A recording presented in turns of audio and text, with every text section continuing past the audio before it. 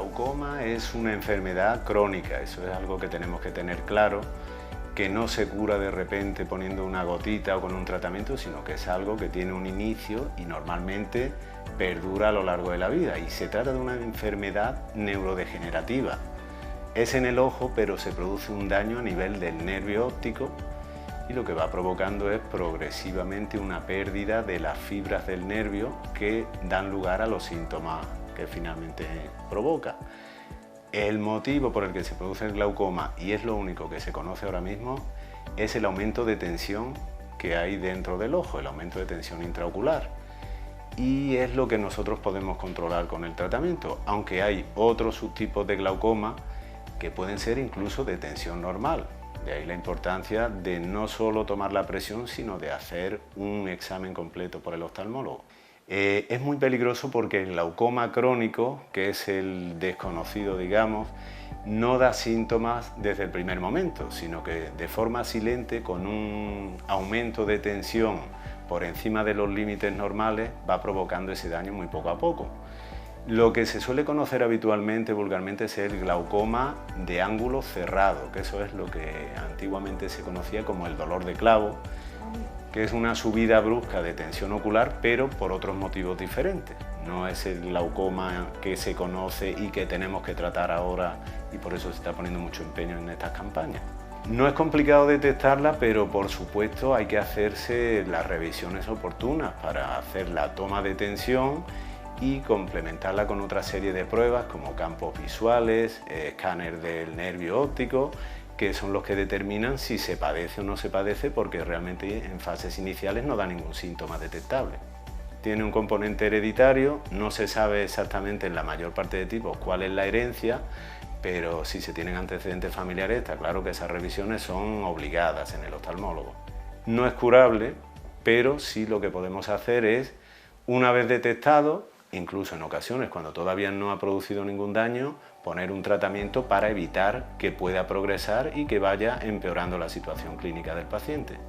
Lo que está perdido no se recupera, hay muchos estudios en este sentido con la neuroregeneración, pero ahora mismo lo que podemos es luchar por conservar lo que se tiene. Es muy sencillo, acudiendo al oftalmólogo con una simple prueba que dura unos segundos, que es la tonometría, se miden los niveles de presión intraocular.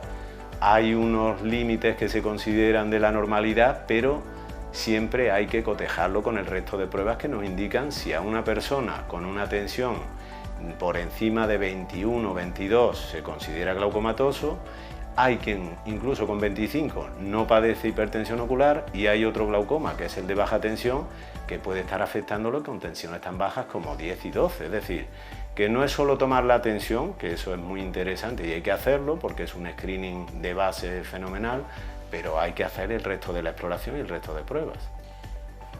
Aumentan, por supuesto, como hemos dicho antes, la herencia, la genética está implicada, también la edad. Se considera que por encima de 55 años el riesgo de padecer glaucoma aumenta. Por ejemplo, hipermetropías altas y miopías altas también lo pueden producir. Padecer determinadas enfermedades sistémicas como diabetes, hipertensión, problemas vasculares como la migraña, por ejemplo, y otros muchos tipos de glaucoma, incluso algunos secundarios al mal empleo de colirios de corticoides. El glaucoma corticoideo, por desgracia, todavía sigue encontrándose en las consultas y es debido al abuso de ese tipo de gotas que uno se pone para poner el ojo blanco después de enrojecerse y que se usan sin control. Tenemos diversos escalones en el tratamiento, comenzando por el más simple, el más fácil de utilizar, que serían los colirios hipotensores. Hay varios grupos de fármacos, desde los antiguos que hacían que no se viera nada porque ponían la pupila muy pequeñita, la pilocarpina, que eso ya se entró en desuso, hasta los últimos que son las prostaglandinas, que con una sola gota al día en cada ojo suele ser suficiente. Si con eso no tenemos controlada la tensión, tenemos la opción de fármacos vía oral, pero esos suelen usarse únicamente puntualmente, previos a cirugía en pacientes descontrolados. Otro nivel sería el láser, que se da en el ángulo, en la zona por donde tenemos la obstrucción que implica la subida de tensión ocular, y que se está utilizando cada vez más. Y por último, la cirugía, que se emplea normalmente cuando ya está el glaucoma avanzado, pero en fin, hay muchos tipos y es un campo muy amplio. No es necesario, por supuesto.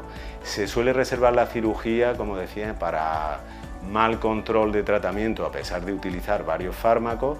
En ese caso está claro que si no se controla y se va viendo que las pruebas empeoran, tenemos que hacer algo para evitar que progrese.